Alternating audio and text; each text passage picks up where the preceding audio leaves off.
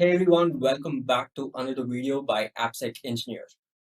This video is part of a two-part series where we're going to showcase one of our labs from a new course that we're planning to launch called DevSecOps with Jenkins, which is part of our DevSecOps learning path on AppSecEngineer. In this video, we're going to be running a security pipeline for a Python application that's going to involve source composition analysis, static application security testing, and also dynamic application security testing. We're going to be creating three separate jobs, and then we're going to stitch them together to form a DevSecOps pipeline. So in this video, we're going to go over all of the configurations, and in our next video, we're going to actually run the pipeline and have a quick look at all of the results that are generated. Let's get started.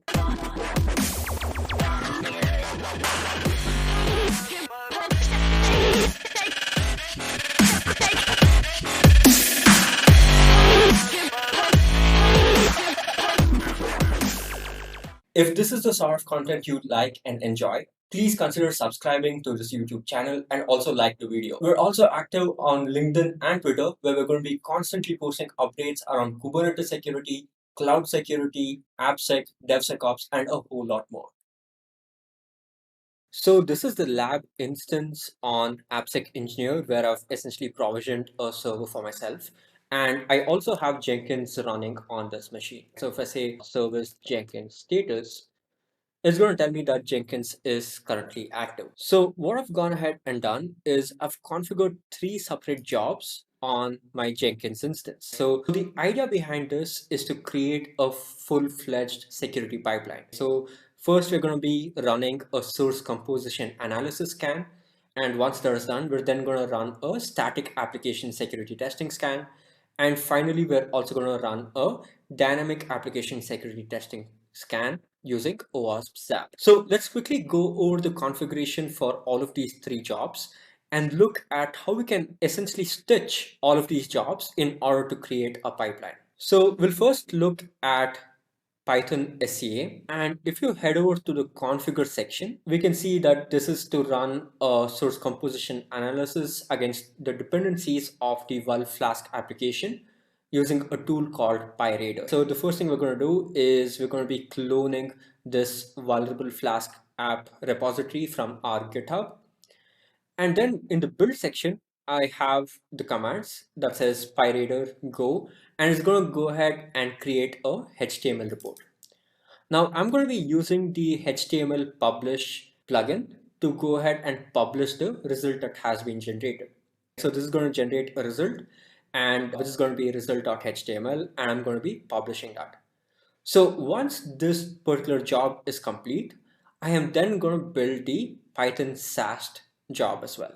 So let's head over to the Python SAST job and have a look at the configuration there. So in the Python SAST job, you can head over to configure, and this is going to be for the static application security testing scan against the same flask application.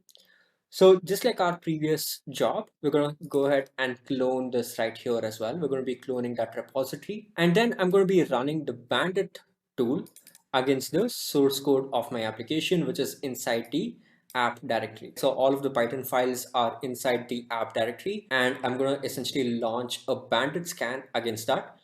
And additionally, I'm also going to create a HTML report. So you can look at the output that says bandit-result.html.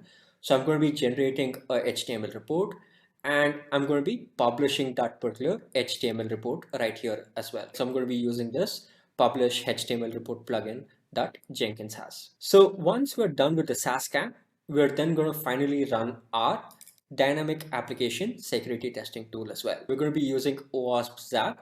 So let's go ahead and look at how we've configured OWASP ZAP to run against our application. So I'm going to head over to dashboard and click on Python DAST. Let's look at the configuration. And this is going to be for the running instance of the application. So I don't need to clone it anymore. But what I am going to do is I'm going to be running my application as a Docker container. So assuming both my SCA and SAST scan are completed successfully, I can go ahead and build my Docker image. So I'm going to be running that particular Docker image right here, which is flask, and it's going to be running on port 5050. So once that's done, I've also installed the OWASP Zap official plugin. Zap is going to be running on localhost on port 8090.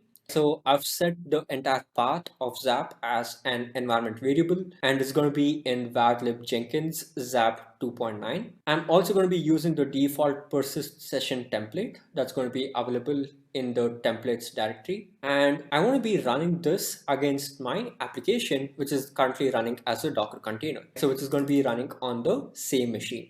So it's going to be on localhost 5050. So I'm going to include that as part of the context as well. And finally, the starting point is going to be localhost 5050.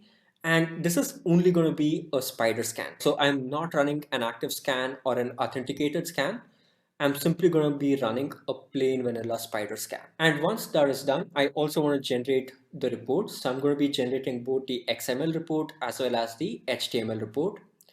And just like our previous jobs, I'm going to go ahead and publish the HTML report as well. So one additional thing that I've also done is I have stopped my previous application container from running. If you remember, we initialized that entire Docker container to run. So once the Zap scan is complete, we're going to go ahead and shut that application container down as well.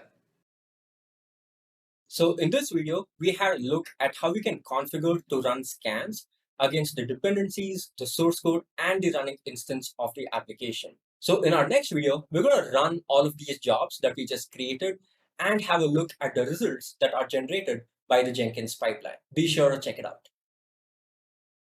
If you found this video useful, please consider subscribing to the channel and like the video. And don't forget to follow us on LinkedIn and Twitter for this sort of content and updates. If you're looking to learn more about cloud native security, Kubernetes security, DevSecOps, AppSec automation, threat modeling, and a whole lot more, go get a subscription for amazing courses and a ton of hands-on labs on AppSecEngineer.com.